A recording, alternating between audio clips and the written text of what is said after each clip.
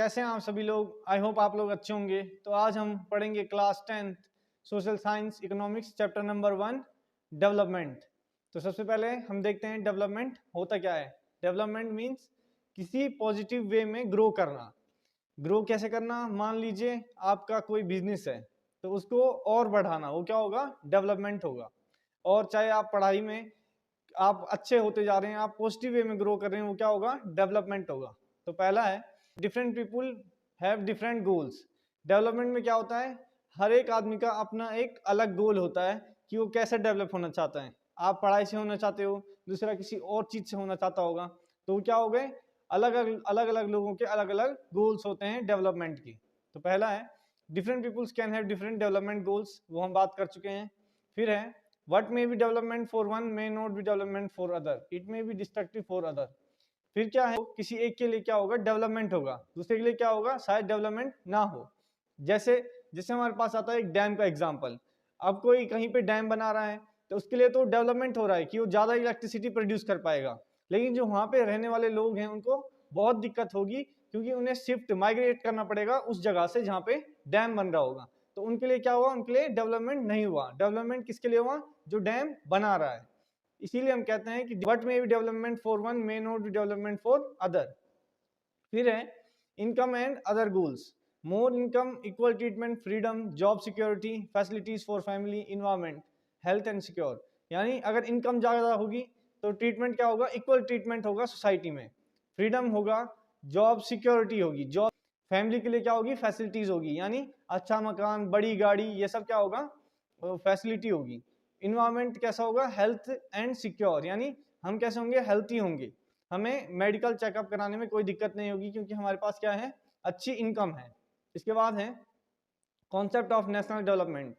World development report 2006, in 2004 countries with per capita income of RS, यहाँ पे दिया है 4,53,000 per annum are called rich और developed country. जिनकी क्या थी? 4,53,000 पर कैपिटा इनकम थी 2004 में, वो क्या थी? रिच और डेवलप्ड कंट्रीज थी। Those with per capita income of 37,000 और less are low income countries, यानी जिनकी इनकम क्या थी? 37,000 या उससे कम थी, वो कैसी थी? लो इनकम कंट्रीज थी। Human development report 2006 published by UNDP। Development is based on पर capita income, education level of people and their health status. जो ह्यूमन डेवलपमेंट रिपोर्ट थी 2006 की, जो पब्लिश की थी किसने? UNDP ने। तो उन्होंने क्या कहा कि डेवलपमेंट किस बेस पे होना चाहिए? पर कैपिटा इनकम पे, एजुकेशनल लेवल पे और हेल्थ स्टेटस पे। इन सब चीजों पे क्या होना चाहिए? डेवलपमेंट मेजर होना चाहिए। इसके बाद है sustainability. The regular process without harming the productivity of future generation and satisfy the need of present generation. Sustainability क्या हुआ? कि प्रोसेस है किस चीज का? यानी प्रोडक्टिविटी के साथ जो आने वाली जनरेशन है उनके लिए भी बचाएं, और जो हम खुद प्रेजेंट जनरेशन में है वो भी इफेक्टिवली यूज कर पाएं, वो क्या होगा? सस्टेनेबिलिटी होगी। इसके बाद है sustainable development. Development without damaging surroundings, यानी बिना सराउंडिंग को डैमेज किए हुए डेवलपमेंट क्या होगा? सस्टेनेबल डेवलपमेंट होगा। जैसे बिना पेड़ पौधे काटे हुए इंडस्ट्रीज बनाना, वो क्या होगा? सस्टेनेबल डेवलपमेंट होगा। उसके बाद है average income, total income of country divided by its total population, also known as per capita income. Average income को ही हम क्या कहते हैं? पर कैपिटा इनकम कहते हैं। इसमें क्या होता है? जो टोटल इनकम होती है पूरी कंट्री की, और जो टोटल पॉपुलेशन होगी पूरी कंट्री की, तो टोटल इनकम को टोटल पॉपुलेशन से डिवाइड कर देंगे तो हमें क्या मिल जाएगी? पर कैपिटा इनकम या एवरेज इनकम मिल जाएगी। इसके बाद है national income, sum of value of final good produce within the country and income from foreign factors. National income क्या हुआ? कि जो टोटल सम है फाइनल गुड्स का जो प्रोड्यूस हुए, और जो हमारी इनकम क्या आई? फॉरेन फैक्टर्स से आई, वो सब क्या होगी? नेशनल इनकम होगी। अभी आप क्लास 12th में जाओगे तो इकोनॉमिक्स में आप पढ़ोगे कि नेशनल इनकम को कैलकुलेट करना कैसे सीखते हैं, या फाइनल गुड क्या होता है, या फॉरेन फैक्टर्स क्या होते हैं। तो नेशनल इनकम जिसमें हम टोटल गुड्स लेंगे और जो हमारे पास इनकम कहाँ से भी आई? फॉरेन से भी आई, उसको सबको ऐड करेंगे तो वो क्या आ जाएगी? नेशनल इनकम आ जाएगी। इसके बाद है infant mortality rate, the number of children that die before the age of 1 as a proportion of 1000 live children born in that particular year। यानी infant mortality rate क्या हुआ? कि कितने नंबर ऑफ चिल्ड्रन मरे एक साल से पहले, किसके प्रोपोर्शन में? जो 1000 चिल्ड्रन प्रोड्यूस हुए उस ईयर में, उनके प्रोपोर्शन में। इसके बाद है literacy rate, the proportion of literate population in the 7 and above as group, यानी किस चीज का प्रोपोर्शन, लिटरेट पॉपुलेशन का जो 7 या 7 साल से बड़ी है, वो क्या आ जाएगा, लिटरेसी रेट आ जाएगा।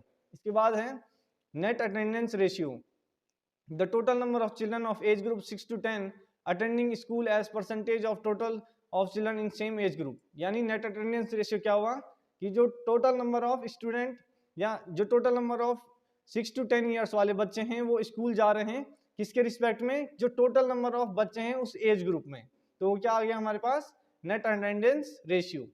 तो इसी के साथ ही डेवलपमेंट होता है खत्म। पढ़ेंगे class 10th economics chapter number 2 sectors of Indian economy. तो सेक्टर्स क्या हुए, सेक्टर मतलब पार्ट्स हैं जो इंडियन इकोनॉमी के। तो पहला है primary sector, when we produce a good by exploiting natural resources it is an activity of primary sector also known as agriculture और रिलेटेड सेक्टर। यानी प्राइमरी सेक्टर क्या हुआ, जिसमें हम नेचुरल रिसोर्स को एक्सप्लॉइट करते हैं, उनसे गुड्स प्रोड्यूस करते हैं, तो वो किस में आएगा, प्राइमरी सेक्टर में आएगा। इसको क्या कहते हैं, एग्रीकल्चरल सेक्टर भी कहते हैं, यानी जिसमें हम खेती बाड़ी करते हैं वो किस में आएगा, प्राइमरी सेक्टर में आएगा। इसके बाद है secondary sector, natural product are change into other forms through way of manufacturing also known as industrial sector. इसमें क्या किया कि जो नेचुरल प्रोडक्ट बने उसको क्या किया, हमने कन्वर्ट किया किसी और फॉर्म में, वो क्या आ गया, वो इंडस्ट्रियल फैक्टर आ गया।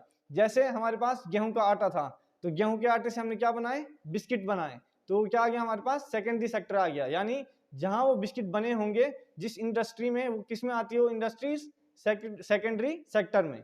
इसके बाद है tertiary sector, these activity by themselves do not produce a good but they are an aid or support for production process also known as service sector। ये क्या है, ये खुद प्रोड्यूस नहीं कर रही है गुड्स, लेकिन वो क्या है, सपोर्ट है प्रोडक्शन प्रोसेस में, तो वो क्या होगा, सर्विस सेक्टर, या जिसमें हम सर्विस प्रोवाइड करेंगे वो क्या होगा, सर्विस सेक्टर। जैसे कि टीचर, ड्राइवर, ये सब क्या आ गया, सर्विस या टर्सरी सेक्टर में आ गया, क्योंकि इसमें कोई गुड्स नहीं बेचा जा रहा है बल्कि सर्विसेज दी जा रही है। इसके बाद है gross domestic production, the total value of final goods and services produced in each sector during a particular year provides the total production of sector for that year। gross domestic production क्या हुआ, ये total value है final goods और services की जो हर एक sector में किसी पार्टिकुलर ईयर में प्रोवाइड की गई, वो क्या आएगी, ग्रॉस डोमेस्टिक प्रोडक्शन में आएगा। यानी जो टोटल वैल्यूज हैं गुड्स एंड सर्विसेज की, वो क्या आ गया, ग्रॉस डोमेस्टिक प्रोडक्शन। इसके बाद है rising importance of tertiary sector, in any country several services such as hospital, educational institution, defence, transport, banks are required. ये क्यों इंपॉर्टेंस है टर्सरी सेक्टर, क्योंकि हर एक कंट्री में हॉस्पिटल यानी मेडिकल, एजुकेशनल, डिफेंस, ट्रांसपोर्ट, ये सब सुविधाएं चाहिए होती हैं, तो इसलिए इंपॉर्टेंट है। सेकंड है the development of agriculture and industry leads to development of service such as transport, banks are required. यानी कि अगर एग्रीकल्चर का डेवलपमेंट होगा, इंडस्ट्रीज का डेवलपमेंट होगा, तो सर्विस सेक्टर का भी डेवलपमेंट होगा। क्यों, क्योंकि मान लीजिए जैसे क्रॉप उगी, हमने क्रॉप उगाई और उसको हमें बेचना है बाजार, तो बाजार कैसे बेचेंगे, ट्रांसपोर्टेशन के थ्रू। जब हम उसे गाड़ी में डालेंगे और बाजार ले जाएंगे और बेचेंगे तभी वो बिकेगी। तो जो गाड़ी थी वो क्या आ गया, ट्रांसपोर्टेशन में, और ट्रांसपोर्टेशन आता है टर्सरी सेक्टर में। इसके बाद है the development of agriculture as income levels rise, certain sections of people start demanding many more services like tourism, shopping, private hospital, private school, etc। जैसे जैसे लोगों की क्या होती है, इनकम राइज होती है, तो जो सेक्शन है लोगों का सोसाइटी में वो क्या करते हैं, और सर्विस की डिमांड करता है। जैसे कि टूरिज्म यानी जैसे कि हम कह दें कि हम उन्हें घुमाने ले जाएं, यानी गाइड जो होता है वो किस में आएगा, वो भी टर्सरी सेक्टर में आएगा। शॉपिंग, किसी की दुकान खोलना, क्योंकि इनकम राइज हो रही है तो लोगों को पैसा खर्च करना है तो उसके लिए और सर्विसेज बढ़ानी होंगी। इसके बाद है over the past decade or so certain new services such as those based on information and communication technology. पिछले 10 सालों में क्या हो गया, कम्युनिकेशन एंड टेक्नोलॉजी बहुत ज्यादा बढ़ गई है, तो ये भी किस में आ गया, टर्सरी सेक्टर में। इसके बाद है disguised unemployment, more people engaged in than the people required for work, people do less work than their efficiency. Disguise unemployment क्या हुआ कि जितने लोगों की जरूरत थी अगर उससे ज्यादा लोग किसी काम में लगे हुए हैं, तो वो क्या होगा, डिस्गाइज अनएम्प्लॉयमेंट होगा, क्योंकि उतनों की जरूरत उसमें नहीं है। जैसे कि हमारे पास एक फील्ड है, उसमें हमें चाहिए केवल 3 लोग काम करने वाले, लेकिन कर कितने रहे हैं, 5 कर रहे हैं, तो 2 लोग क्या हो गए, उनको डिस्गाइज अनएम्प्लॉयमेंट कहा जाएगा, क्योंकि वो अपने फुल पोटेंशियल या फुल इफिशियंसी से काम नहीं करेंगे, क्योंकि उतनों की वहां जरूरत है ही नहीं उस फील्ड में। तो वो किसके अंदर आ गया, डिस्गाइज अनएम्प्लॉयमेंट में। इसके बाद है national rural employment guarantee act 2005, या इसको हम कहते हैं NREGA, 100 days work guarantee in year by government. इसमें क्या होता है कि 100 दिन की गारंटी क्या गवर्नमेंट देती है काम की, यानी गवर्नमेंट आपको 100 दिन काम देगी और उसके बदले पैसे देगी। If government fails in its duty to provide employment it will give unemployment allowances, यानी अगर गवर्नमेंट क्या होती है, फेल होती है एम्प्लॉयमेंट देने में, तो गवर्नमेंट क्या देगी, अनएम्प्लॉयमेंट अलाउंसेस, यानी बेरोजगारी भत्ता देगी आपको। यानी आपको अगर काम नहीं मिला तो पैसे गवर्नमेंट आपको देगी ही देगी, काम आप करें ना करें, क्योंकि वो गवर्नमेंट का फेलियर है कि वो आपको काम नहीं दे पाए 100 दिन का। इसके बाद है types of work given to improve production of land, यानी टाइप्स ऑफ वर्क जो हमने दिया लैंड को इम्प्रूव करने में। इसके बाद है ऑर्गेनाइज सेक्टर। ऑर्गेनाइज सेक्टर में क्या होता है, terms of employment are regular, यानी यहाँ पे एक टर्म्स बनाए जाते हैं एम्प्लॉय के साथ कि कितने से कितना काम करना है, क्या क्या काम करना है। इसके बाद है रजिस्टर्ड बाय गवर्नमेंट, ये किससे रजिस्टर्ड होता है, गवर्नमेंट से रजिस्टर्ड होता है। Follows various rules and regulation, यहाँ क्या होते हैं, रूल्स एंड रेगुलेशन फॉलो होते हैं। It has some formal process and procedures, इसमें क्या होते हैं, कुछ फॉर्मल प्रोसेस एंड प्रोसीड्यूर्स होते हैं, यानी इसमें हर चीज एक मेजर के साथ होती है, यानी इसमें हर चीज फिक्स होती है, रूल्स एंड रेगुलेशन को स्ट्रिक्टली फॉलो किया जाता है। इसके बाद है unorganised sector, small and scattered unit which are largely outside control of government. ये क्या है, छोटे मोटे जो यूनिट्स हैं जो क्या गवर्नमेंट के कंट्रोल से बाहर हैं, वो किस में आएगी, अनऑर्गेनाइज्ड सेक्टर में आएगी। There are rules and regulation but these are not followed, वहाँ रूल्स एंड रेगुलेशन तो होते हैं लेकिन वो क्या होते हैं, फॉलो नहीं किए जाते हैं, यानी एम्प्लॉय अपनी मनमर्जी के हिसाब से काम करता है।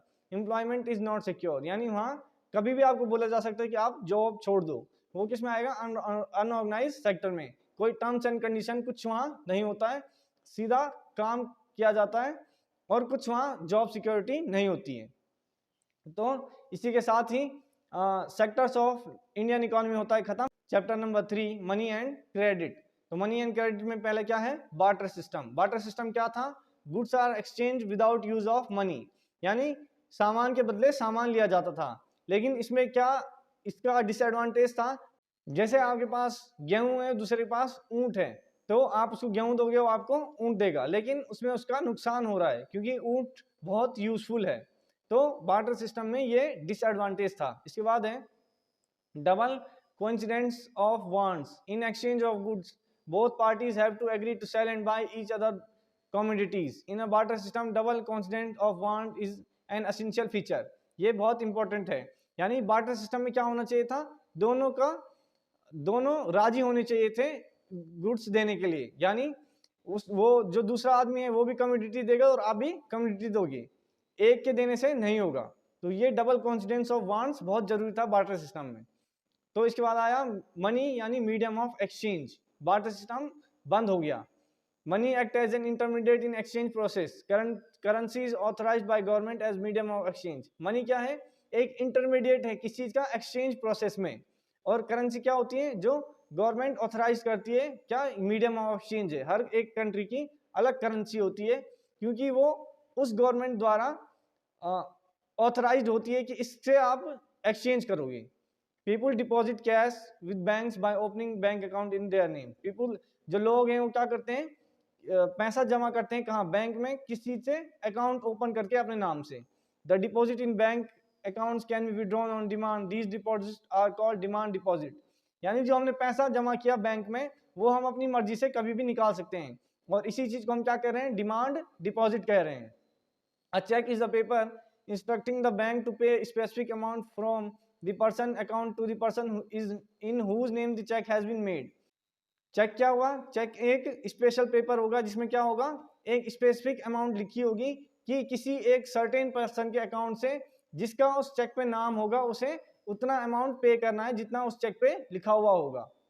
इसके बाद है loan activities of bank. Bank in India these days hold about 15% of their deposit as cash। यानी जो बैंक है इंडिया में वो क्या करते हैं, 15% अपने पास रख देते हैं, बाकी क्या दे देते हैं, लोन दे देते हैं।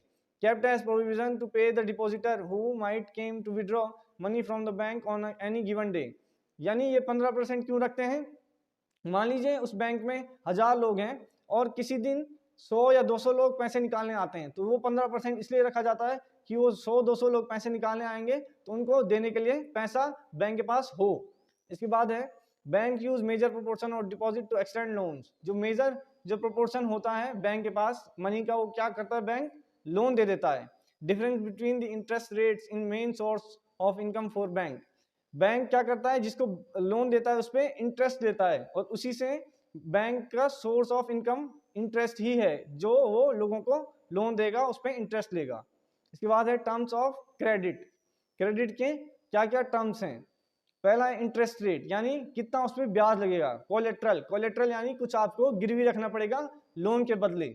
इसके बाद है डॉक्यूमेंटेशन रिक्वायर्ड, आपको पूरे जो पेपर वर्क होगा वो करना पड़ेगा। द मोड ऑफ रिपेमेंट, यानी कि किस तरीके से आप वापस दोगे पैसा।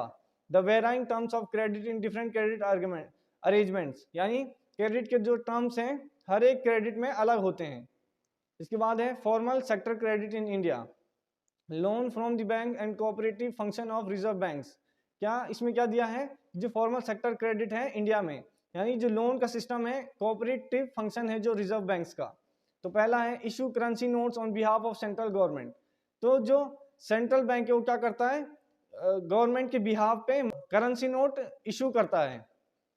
RBI RBI monitors the banks are actually maintaining cash balance. RBI क्या देखता है कि जो बैंक है वो कैश बैलेंस मेंटेन कर रहे हैं या नहीं कर रहे हैं। RBI collect information from banks, how much they are lending to whom and what interest rate.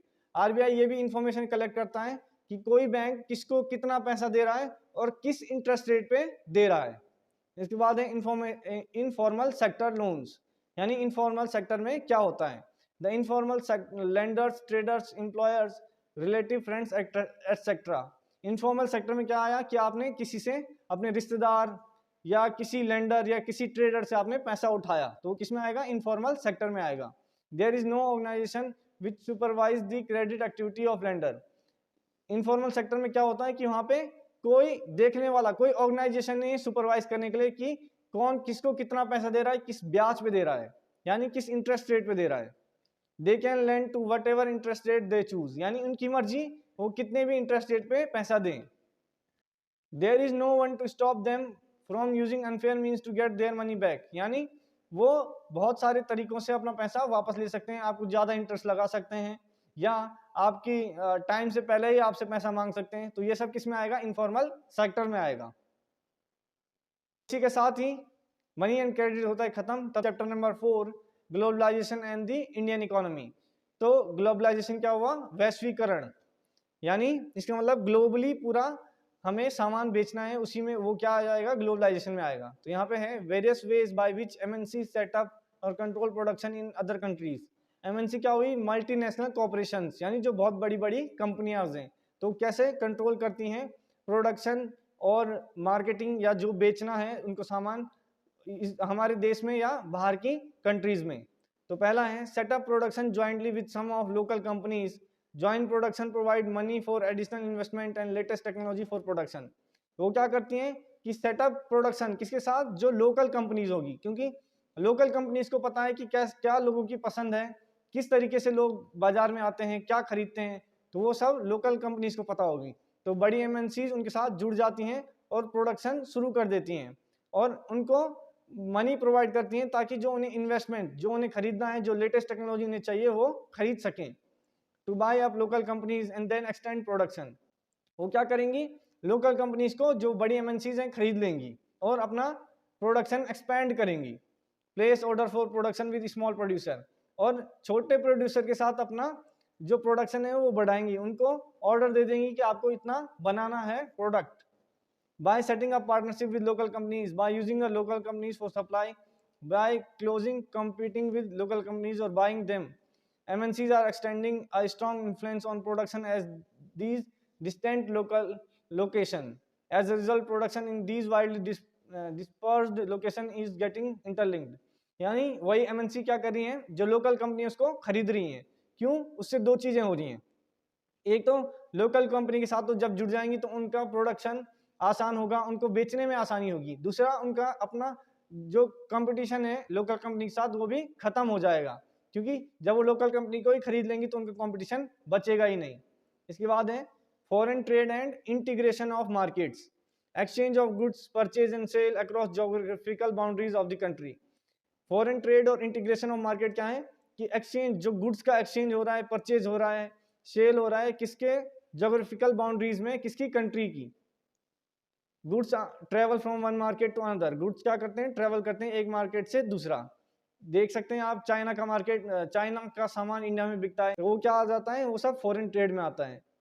Choice of goods in market rises, इससे क्या होता है कि जो डिफरेंट डिफरेंट टाइप्स के गुड्स हैं उनकी हमारे पास चॉइसेस बढ़ जाती हैं मार्केट में, यानी हम चाहें तो उस विदेश का भी सामान ले सकते हैं, अपने देश का भी ले सकते हैं, अलग अलग टाइप का सामान ले सकते हैं। Price of similar goods in two market tend to become equal, यानी दो मार्केट में सामान का क्या प्राइस सेम होने लगता है।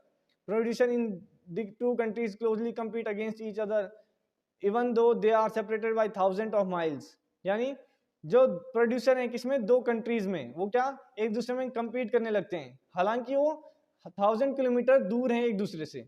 Thus foreign trade result in connecting the market or integration of market in different country। तो फॉरेन ट्रेड क्या करता है, कनेक्शन बनाता है मार्केट के बीच में, इंटीग्रेशन करता है मार्केट का डिफरेंट कंट्रीज में।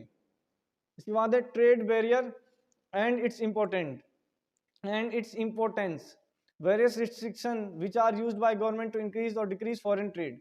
तो गवर्नमेंट क्या लगाती है, रिस्ट्रिक्शंस लगाती हैं इंक्रीज और डिक्रीज करने में, किसका, फॉरेन ट्रेड का। Government uses trade barriers to increase और decrease foreign trade and decide what kind of goods and how much of each should come into the country. Government क्या करती है कि बैरियर्स लगाती है ताकि जो फॉरेन ट्रेड है इंक्रीज या डिक्रीज हो पाए, किस हिसाब से कि कितना सामान हमारे मार्केट में चाहिए और किस तरीके का सामान बिकना चाहिए, तो वो गवर्नमेंट वो डिसाइड करती है। अगर सामान अच्छी क्वालिटी का हुआ तो इंक्रीज करेगी, अच्छी क्वालिटी का नहीं हुआ तो डिक्रीज करेगी। Special economic zones, setting up of industrial zones by central and state government to attract foreign companies to invest in India, which has world-class facilities, electricity, water, road transport, storage, recreational and educational facilities। यानी economics Jones में divide कर देना, किस हिसाब से कि जहाँ पे इलेक्ट्रिसिटी अच्छी है, वाटर अच्छा है, ट्रांसपोर्ट, रोड्स, एजुकेशनल, वहाँ पे जो प्रोडक्शन क्वालिटी है वो अच्छी है, उस हिसाब से हम इकोनॉमिक्स जोन्स में डिवाइड कर देते हैं। जहाँ अच्छा होगा वो हायर उसमें आएगा, जहाँ अच्छा नहीं होगा वो लोअर उसमें, लोअर जोन्स में आएगा। Impact of globalisation in India, तो ग्लोबलाइजेशन का क्या इम्पैक्ट हुआ इंडिया पे। Greater competition among producer, both local and foreign producer have been of advantage to consumer, यानी इससे क्या हुआ, कंपटीशन बढ़ा, किसके बीच में, जो प्रोड्यूसर हैं उनके बीच में, लोकल और फॉरेन प्रोड्यूसर्स के बीच में क्या हुआ, इससे कि जो कंज्यूमर को एडवांटेज हो गया, उसके बाद चॉइस है कि वो लोकल प्रोड्यूसर से ले या फॉरेन प्रोड्यूसर से ले, क्योंकि जो उसे ठीक लगेगा, जो उसे कॉस्ट इफेक्टिव लगेगा, क्वालिटी अच्छी लगेगी, उस हिसाब से वो सामान लेगा। There is greater choice before these consumer who now enjoy improved quality, lower price for several product. इसमें क्या हो गया, चॉइस अच्छी हो गई कंज्यूमर के पास, वो अच्छी क्वालिटी लो प्राइस को अफोर्ड कर सकता है। Foreign investment has increased, foreign investment क्या हो गया, इंक्रीज हो गया, क्योंकि फॉरेन में भी उन्होंने देखा कि कंपटीशन अच्छा हो सकता है, इंडिया में हमारे प्रोडक्ट बिक सकते हैं। Increased competition has encouraged top Indian companies to invest in newer technology and production method and rise their production standards। जब कंपटीशन इंक्रीज होता है तो क्या होता है, क्वालिटी भी इंप्रूव होती है, तो जो इंडियन कंपनीज हैं वो भी किस में इन्वेस्ट करने लग गई, न्यू टेक्नोलॉजी में इन्वेस्ट करने लग गई, प्रोडक्शन मेथड्स अच्छे जो हैं उसमें इन्वेस्ट करने लग गई, और स्टैंडर्ड जो है प्रोडक्शन के उनको भी अच्छा करने लग गई। Globalisation has enabled some large Indian companies to emerge as multinational, globalisation से क्या हुआ, कुछ लार्ज जो इंडियन कंपनीज हैं वो किसमें आ गई, मल्टीनेशनल कंपनीज में आ गई। Create new opportunities for companies providing service, particularly those involving information technology. इससे क्या हो गया, न्यू अपॉर्चुनिटी मिल गई कंपनी को, किस चीज में, कि जो वो इंफॉर्मेशनल टेक्नोलॉजी को भी उसमें अडॉप्ट कर सकते हैं अपने प्रोडक्शन में, मार्केटिंग में, अपने गुड्स को बेचने में। तो globalisation and the Indian economy यहीं पे होता है खत्म। तब तक के लिए पढ़ाई करते रहें। Thank you.